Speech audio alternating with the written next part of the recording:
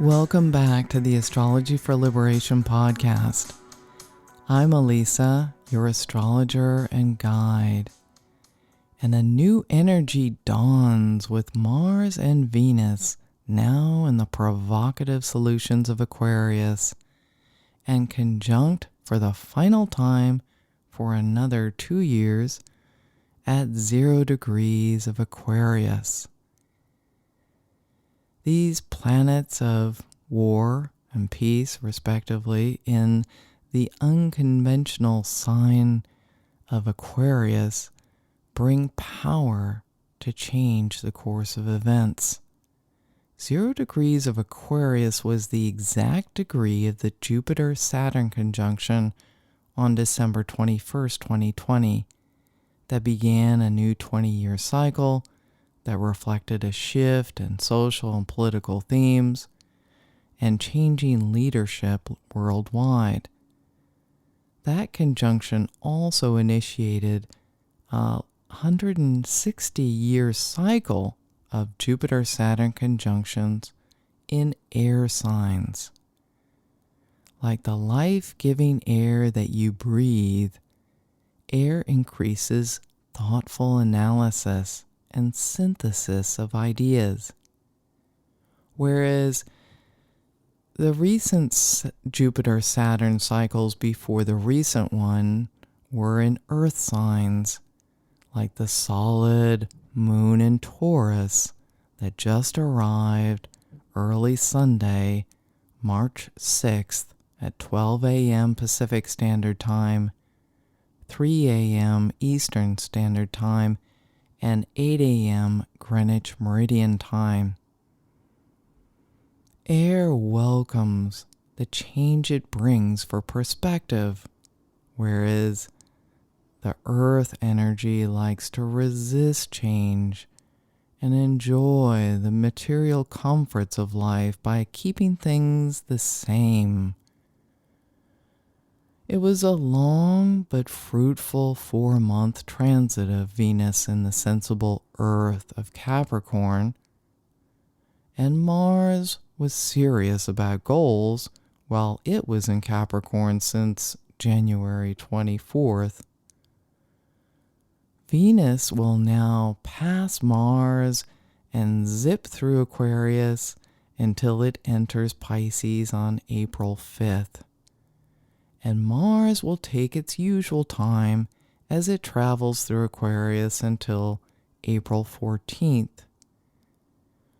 With change brings the need to adapt to evolving circumstances.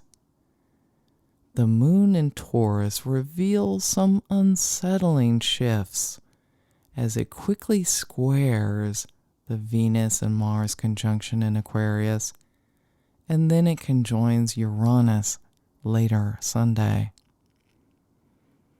This may be a good couple of days to hold strong to your purpose while you acclimate to the changes in the world. Don't be in any rush to make a move until you're certain and ready. On Monday, the moon in Taurus will offer a greater sense of well-being and clarity of what you want to create with the magic of all this bountiful Pisces energy as it sextiles Jupiter, then the Sun, and then Neptune. In between that cosmic sextile support to imagine more, there's also a square with the Saturn in Aquarius. Amid the high notes of life, there are slower changing realities. As I referenced in episode 7, Ukraine's President Zelensky is an independent Aquarian, and this Venus-Mars conjunction will meet his Sun-Venus conjunction in Aquarius that will be exact on March 11th. And that's the same day that the mandates of Saturn in Aquarius will meet Putin's North Node. The sun in Pisces has been bringing to light what the Jupiter-Neptune conjunction means as it gets closer to perfecting on April 12th. Just this weekend, the sun moved over the big energy of Jupiter, and on March 13th, the sun will conjoin the boundless dreams of Jupiter. Jupiter and Neptune create the extraordinary together. Look to Zelensky to understand what you can do with the phenomena of Jupiter and Neptune in Pisces. He survived countless assassination attempts and continues to hold strong in defending his leadership and his country because that's what he believes in. Whether he survives or becomes a martyr, his courage has taught us all a lot about how we are more powerful than we may know until we have to use it. This has been and will continue to be a dangerous time for Zelensky.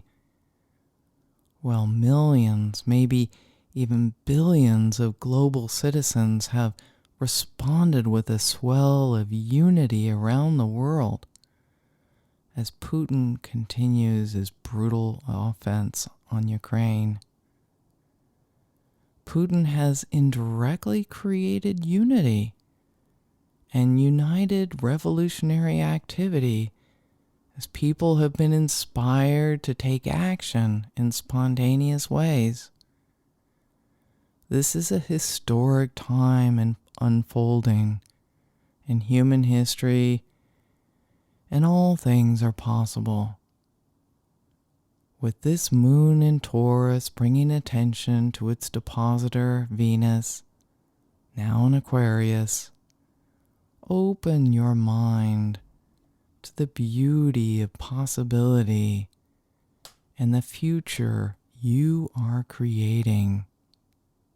And I'll be back as the moon enters the quick wit of Gemini on Tuesday. Thank you for listening.